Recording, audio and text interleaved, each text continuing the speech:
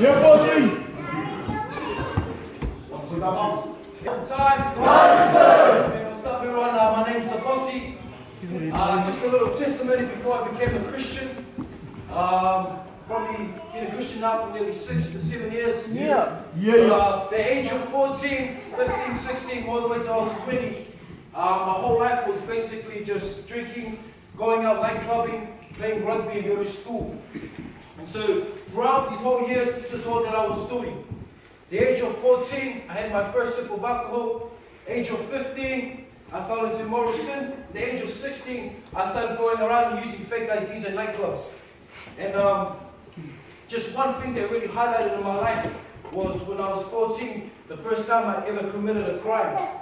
And at the age of 14, I can remember it was the first time I ever broke the law and got in trouble with the police. So this one time when I was 14, my next door neighbors, they invited me over for a party. And so I denied their invitation. And I asked them, what are you guys up to tonight? They told me, they're going to go out night clubbing. And so by then, I planned in my mind what I was going to do. So I waited in my house, watching them. As soon as they're 2, 3 in the morning, they went out night clubbing. As soon as they left, I went and I robbed their house. And then after that, I got in trouble. Got confronted the next morning by them, by the police, and I lied to the police. And so throughout these whole years, I was bound with guilt. And I even got to a stage where I started to get depressed because this memory was haunting me.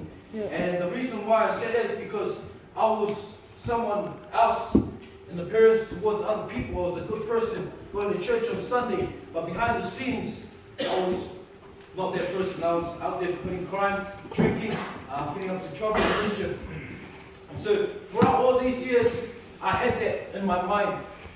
And I got to a stage when I was 20 that I was just sick of doing the same things every single week, day in, day out. As I said, playing rugby, going out night clubbing, chasing up the girls, chasing up the money, and just kicking off the boys. And then when I first came to this church here, they preached me the gospel. And then in the year 2009, the first time that I ever felt convicted and I heard the truth, I got saved and I gave my life to Christ.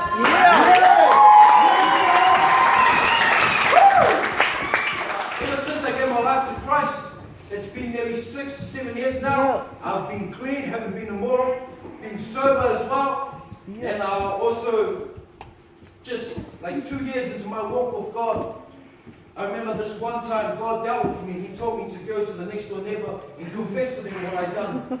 And so, in obedience to the Lord, I went, confessed to them, knocked on the door. They answered the door with fear on their faces. And I told them, hey, back then when your house got robbed, I'm just here to confess to you and tell you that it was me, that I actually did rob your house. And their first response was, yeah, we already knew that.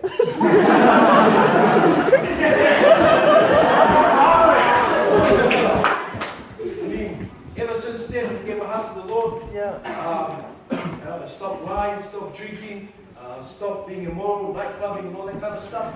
And I just want to tell you, out there you're doing all these things, or maybe you're bound in depression or guilt. I want to tell you right now, Jesus Christ, He died upon the cross so that you can have freedom. And the Bible says, whom the Son sets free is free indeed. You don't have to provide shame, guilt. And I'll tell you right now, Jesus Christ is the true fulfillment. Alcohol, drugs, money, sex, all those things, they're temporary. But Jesus Christ, He's the real fulfillment. If you're here tonight, I encourage you, give Jesus Christ your life tonight, and you'll see what He'll do. He'll change your life, just like He changed mine.